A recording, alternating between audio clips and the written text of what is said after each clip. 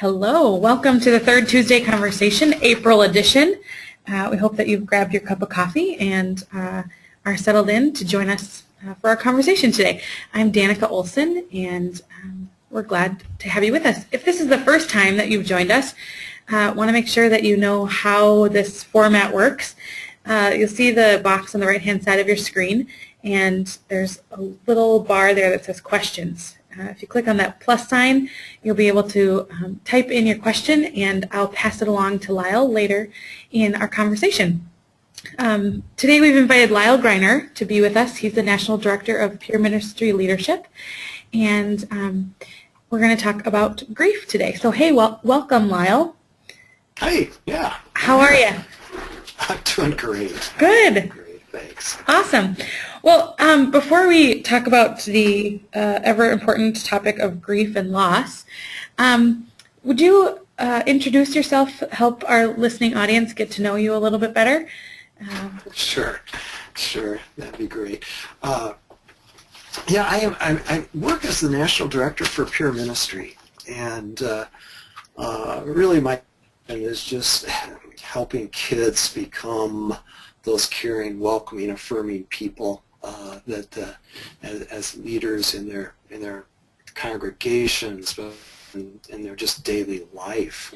And I say peer ministry really it's really the Good Samaritan story, but instead of preaching and teaching it, we put skills to it. And so in the midst of that, so often the topic of grief and loss and life come up, and so thus the topic today. Yeah. Awesome. Well, I wonder if you just talk a little bit about that conversation sharing when people sort of place share and bring up these big, heavy things. Could you tell us a little bit about your learnings, about what that experience is like to walk alongside people who are perfect strangers to you until that moment? Yeah, let me just lead into this with just some thoughts that come with me, or I carry with me when I talk about this. I think one of the things I've come to realize is that it sounds kind of pessimistic, but everything, absolutely everything I know comes to an end, right? and except for what our faith embodies with the love and the grace and the hope that God brings. I have sitting on my shelf, I'm sitting in my little home office here, but I have sitting up on the shelf, there's an old beat up tambourine and a postcard, and it is of the Kelly Brothers Band, which was a big band back in the 20s. And this is my great-grandfather. And what's weird for me to look at that is that's all I know about him, is that postcard and that tambourine. He played in a band, and it was out of Osage, Iowa. And there's a few memories from people of him hopping on the train to go to Chicago or go to the Corn Palace in Mitchell, South Dakota, to play. And, hang on just a second. Where's my phone off?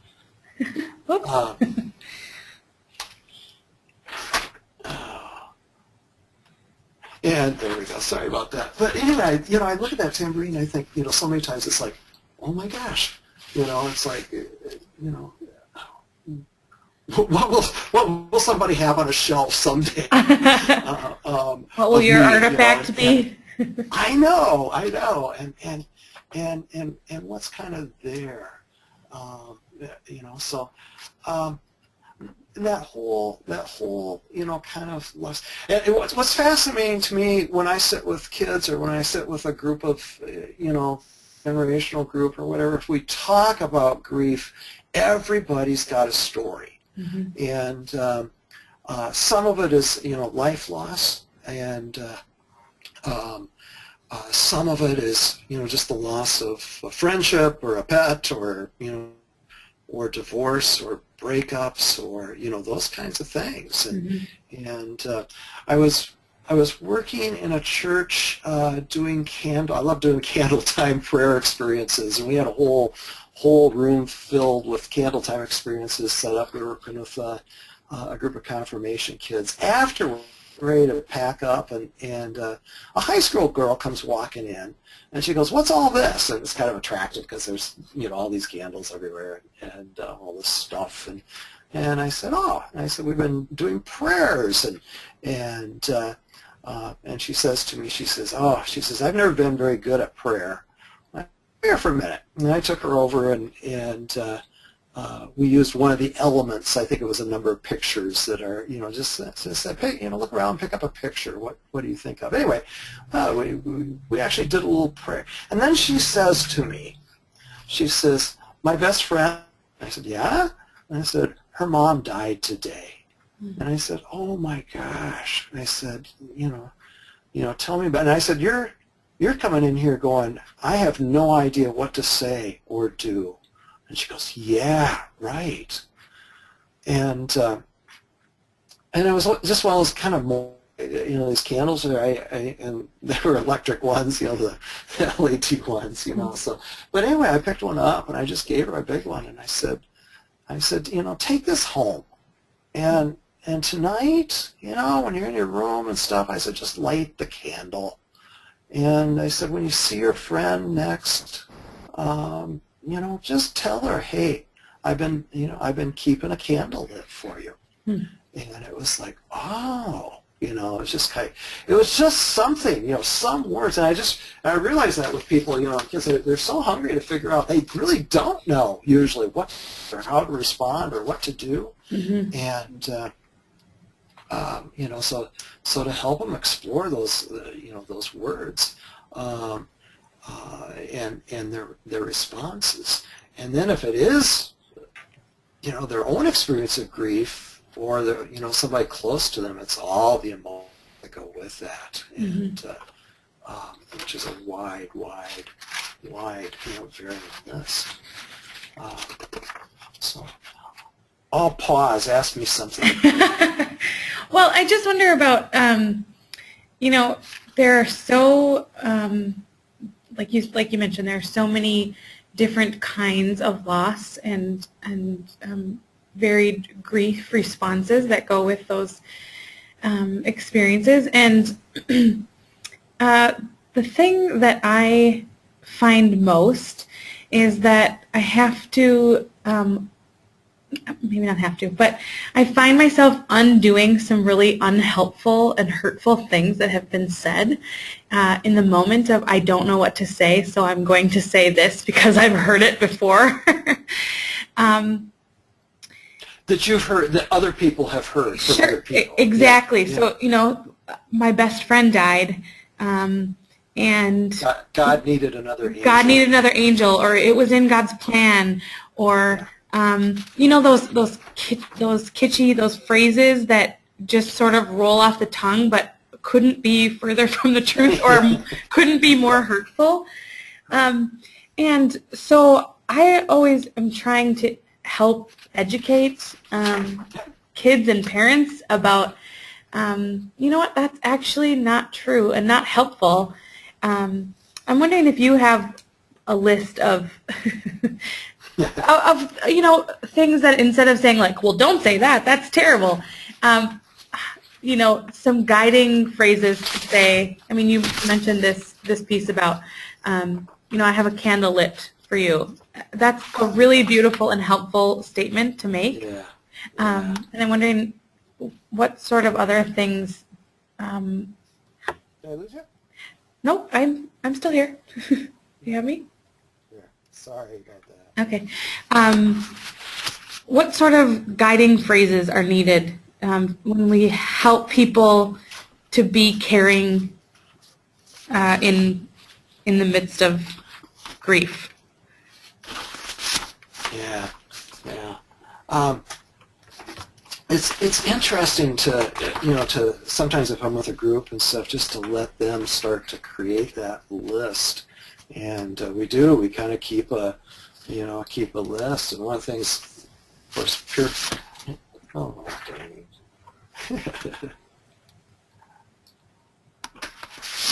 Hang on, I got that hooked up to my,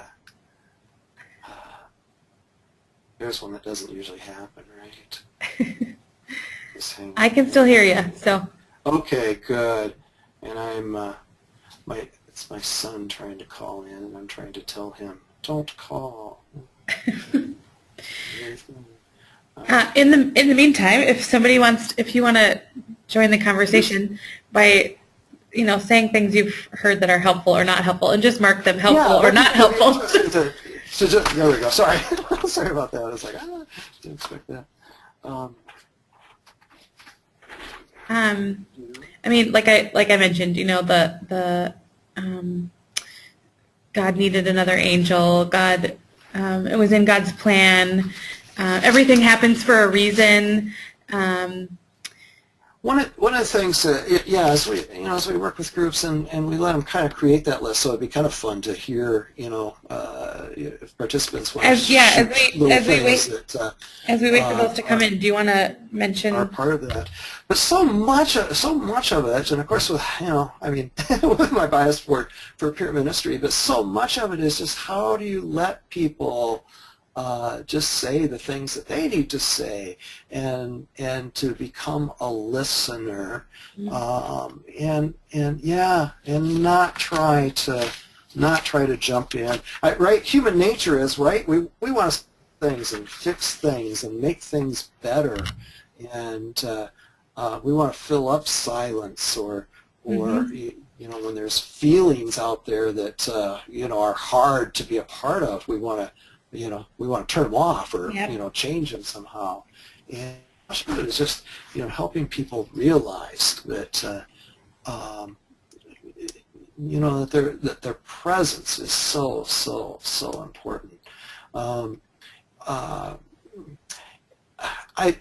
One person said one time, they after a loss in their family, they said, it was interesting. They said, this person said, I don't remember everything that people did or said, but and she says, I don't know if I feel good about this, but she said, but I do remember everybody that didn't respond, that said nothing, and so one of the things we talk with people is, even if somebody you don't know, if it's a classmate that lost a parent, maybe you don't even know them that well, but just say something, and just to acknowledge, and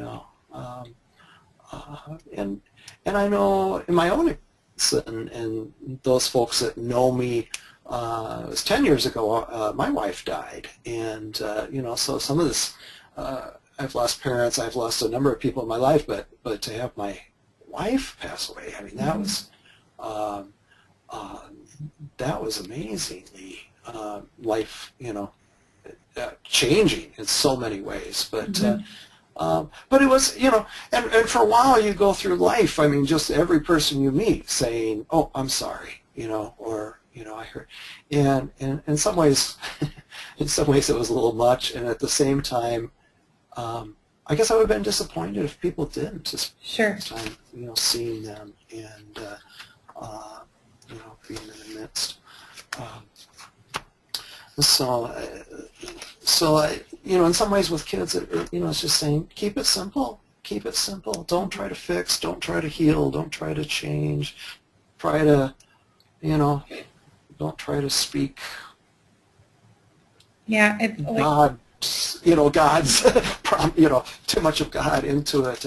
Proclaim God and God's hope and God's love, but don't over-theologize with clip phrases, those kinds of, Yeah.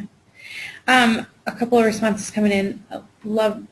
Janie loves the phrase, I'll keep a candle lit for you. Elizabeth said, the most helpful thing is the frequent reminders that someone's praying for me and reminding me that I haven't forgotten. Huge, right? Because I love that, because, not forgotten. There's kind of this, people like to use that language in grief that says, you should get over it or through it, and some people say, oh, how do you get through this? Or in my own experience, I had to think about, because I started to realize that's not the task.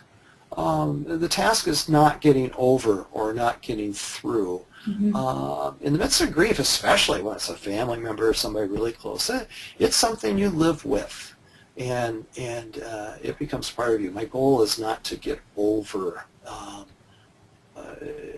my wife, and that experience, or even, to forget about, some of the pain. I mean, that's real too.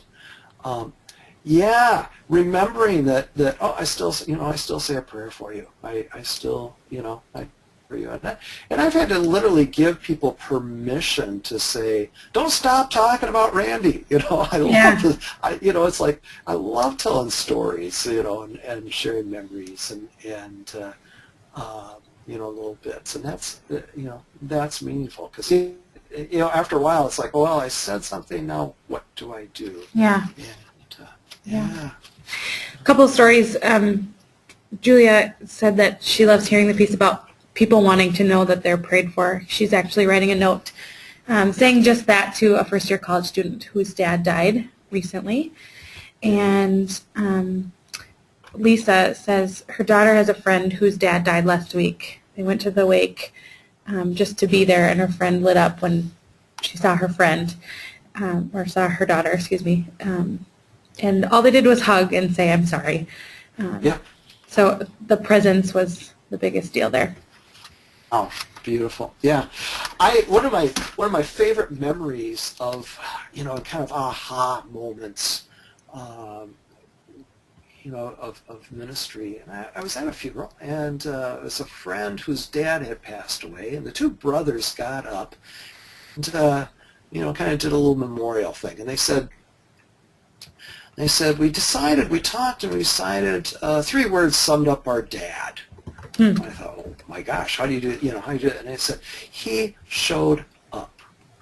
And then they went on to explain that, and explain about everything that he showed up for all these people, and all, for neighbors, if somebody needed help with a fence being built, he showed up, and for kids, and for for tough things in life, and I thought, wow, that's, what an amazing legacy to just say, hey, he showed up. Yeah. And so, sometimes I share with kids, it's just like, just show up. Yep. Yep, give a hug. Yeah. Sometimes hard to teach that, in the sense that, it's not about the other person being uncomfortable. It's about, we don't know what to do with our discomfort and our being vulnerable to that situation, to say, I don't have the words, because we always want to have something or the right thing to say. So I'm wondering if you can say more about, you've created this great, I don't know if you'd call it curriculum, this great resource about helping people talk on grief and loss. And you created it last year. Could you say more about it? What the audience, the intended audience is, how it might be helpful? Some of it goes way back to when peer counseling began. I think it was a piece that Dr. Barbara Barenhorst did, and so it's a piece that I've kind of lived with through a lot of years, but recreated and really added a lot more of the theological kind of conversation to it. This is a piece where whether your kids are ingrained or really into peer ministry or not, I think it's a piece that needs groups, and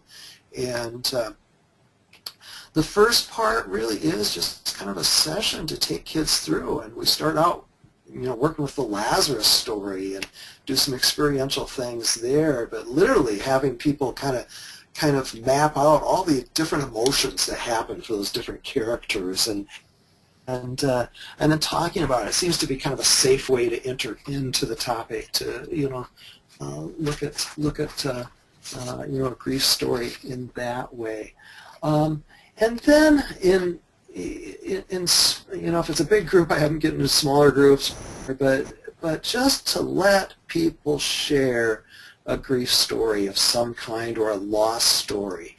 And they range all over the place from,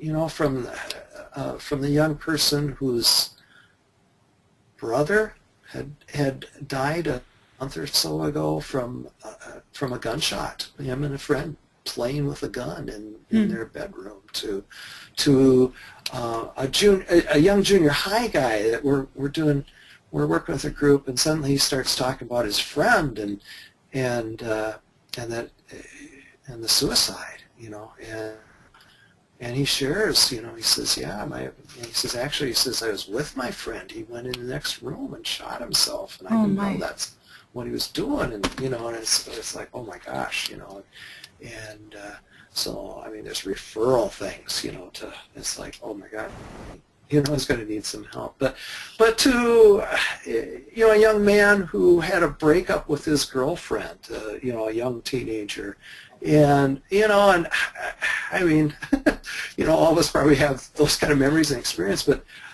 this threw him. Yeah. I mean, it was not just the normal breakup. He was unfunctionable for weeks, and partially because he just wasn't used to the emotions and the things that go with that. And people share stories about pets or moving or dad losing his job, and and all those are real. But one of the things that we really try to validate for everybody is just kind of the feelings they experience, and not just to share the stories, but with the lens on as you hear those stories to say what was helpful, what wasn't helpful, and that's your do's and don'ts list that we started talking about. But I really work with people to come up with their own lists and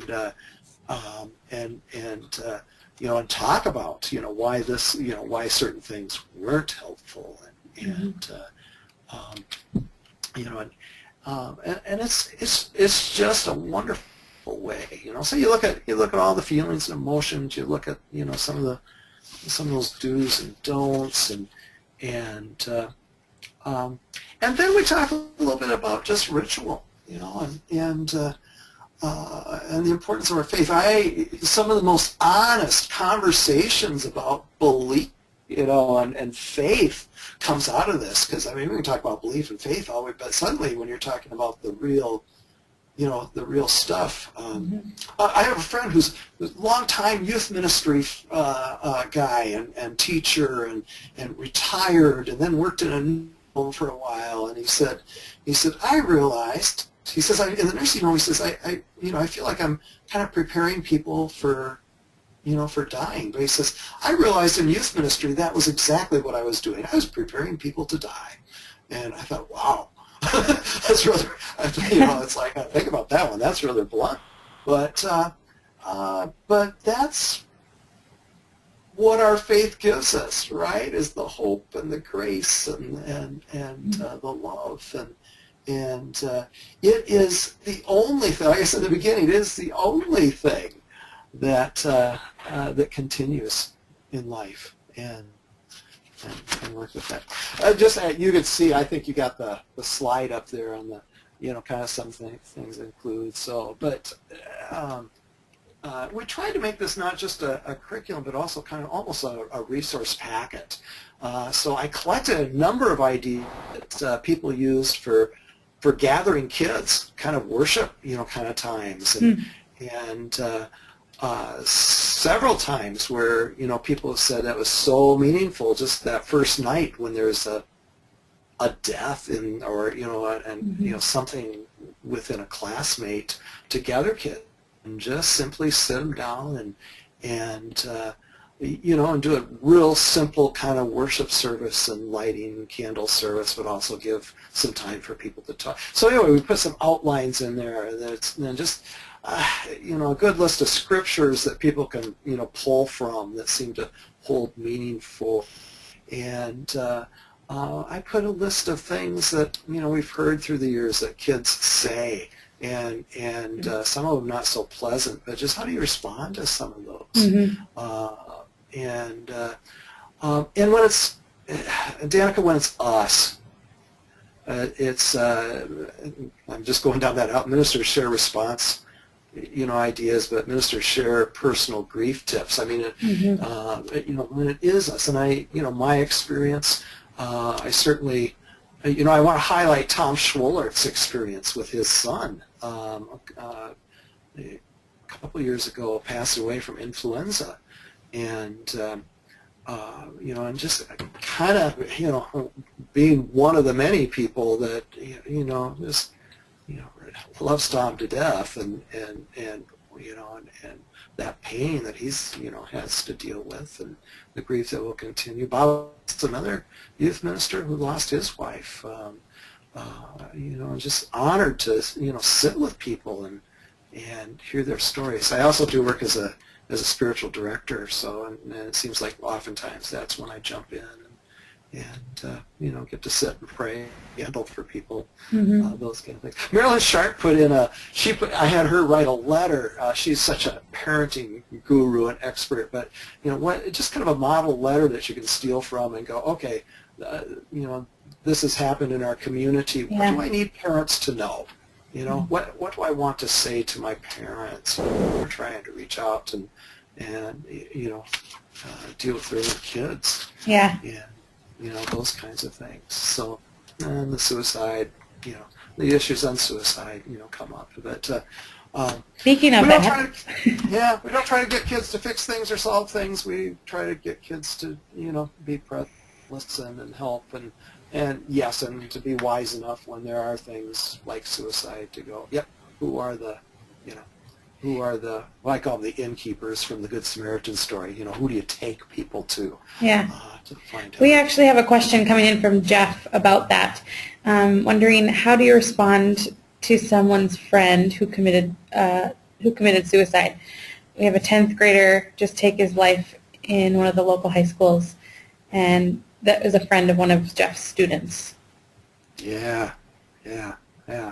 And I think, to student and just, let that student talk a little bit. Someone told me the other day they just put out a page, and said, just, what are all the emotions, and just started writing them down, that happen. With that, I think it's so important to talk about faith and belief, and it's like there is, as everybody knows, there's those myths on suicide, and still gets passed around that if you kill yourself, you go to hell, things, and God can't forgive that sin. I still hear that. Yeah. And people repeat those things. So those you just have to say very bluntly and very confidently, no. Yeah. No. We make mistakes. This one you can't, you can't turn. But God's love is far, far greater than that. Yeah. I find that, and I don't know about you, but I find that sometimes being the blunt person, being the honest truth teller, when somebody says something that's not helpful, I often see it as my role to say, that's not the way that I think it's helpful to think about this. Rather, and give a more helpful way of thinking about something, just because if we and maybe situational, obviously you sort of have to read the situation, but if we just sort of let people say things like the unhelpful statement of God can't forgive this, or and let those statements just lay out there, then without stopping them, it becomes then something that somebody goes, well, gosh, is that true? And then they might say it to someone else, or, that sometimes being the God bearer in the situation is telling the truth, even if it's blunt and abrupt. I don't know. No, I applaud you. I applaud you anyway. All kinds of reasons. But no, absolutely. I mean, it's can you imagine, living with that belief that, oh my, eternal punishment because of. Well, and I think that there are a lot of people who carry scars like that because someone in the church or someone who they saw as a church person told them some crap like that, and suddenly that's something that they carry with them the rest of their life and assume that that's the truth. And so they want nothing to do with the church. They want nothing to do with God or prayer or, some of the things that we say Right. just because we're trying to fill space, because we're uncomfortable, have a huge impact on the way that people react and behave in the future. Yep. And, and that life is still a mystery, to me. And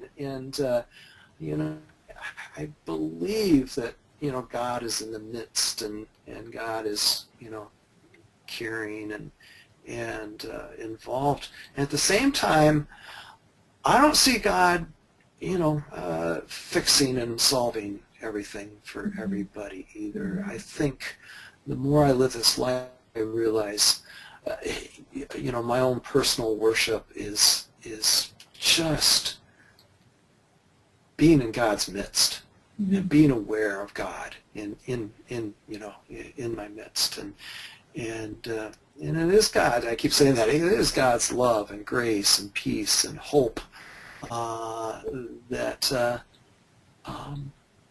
dwells among us and is in us. But I just don't find comfort in believing that God lets somebody die or wants somebody to die or like break up with me or my dog to die. Right. Right. I mean, all of that, and I don't find that hopeful. To find a God that's controlling the world in that way. Yeah. Hey, we have one more question, and we've already come to the end of our time. So thanks for sticking around for a couple extra minutes. Hang with us, people. Mark is wondering how to use this resource to help children who have never experienced death before. I would assume death of a loved one or death of an idea or whatever. And what can I do to help them walk through the experience? And I think it's helpful. I think it's really helpful to use this when you're not in the midst of a big crisis or grief, kind of things, because it just gives people some ways. And what happens, like I say, almost everybody's experienced some kind of loss, and it's not always as traumatic as as the death of somebody, but everybody's lost something or wishes something, and so we let them talk about that. But certainly what is helpful, and certainly kind of the aspect of how do you, really what we come out at this is not group. Really we come at it as how am I a caring, welcoming, affirming person to the people around me, when this does come up. Great. So it's much easier to talk about it when you're not in the middle of something, a big tragedy, whatever. We did put, there was kind of the session, and then at the end we did put also just a talk sheet, which is just, if you're not going to do a big thing, at least a great conversational kind of, I call them candle times, but they're small groups, but campfire discussions that's very usable too for that. So, yeah. Great. Well, hey, thank you so much for being with us and talking about this important topic. If people want to ask you more, you've got your email address here at the top of the screen, and they can check out the resource at peerministry.org. And it's not in the store, everything's PDF. If anybody just wants to see it, just send me an email. I send people stuff all the time and just go, here, take a look. If you want to come back and buy it, if it looks usable, great, but I'll send you anything on that page. And then the other thing I wanted to just real quick, do you have a page up there? Yeah. Yeah, there you go. I had to put this up because it just came up last week. Tom, in the response to his son, is creating a scholarship for kids that make a difference in the world, and he could tell you much better than I can about it. But there's the night, and I really encourage you. I was bumping around it the other day, and I encourage you to take a look at what they're looking at. But they really want a scholarship for kids that care and make a difference, and kids that usually don't get the scholarships, I think is one of the ways to put it. So I'm really excited about. Look at that too. Cool. LoveToTheMax.org. Then just as we wrap up here, a few housekeeping things. Todd Bugler has put out a request that everybody help keep the database up to date. I know that when I got married and changed my name, I at that point had 3 different profile entries in the network database. So if you just log in and click on your name where that red arrow is, you can go in and make sure that your current congregation and phone number and all those kinds of things is up to date. So that would be great and helpful. As always, our Third Tuesday Conversation archive is up and full of wonderful resources. So if you like what you've heard here today and it's your first time joining us, you can go back to all of our previous 3 TCs. So next month, May, we'll have Reverend Karen Stevenson, and she'll be talking about being an authentic human being, ways in which we can be in relationship and conversation with one another. So you'll want to be sure to check that out next month. Thank you so much for joining us, and we hope that you have a great day.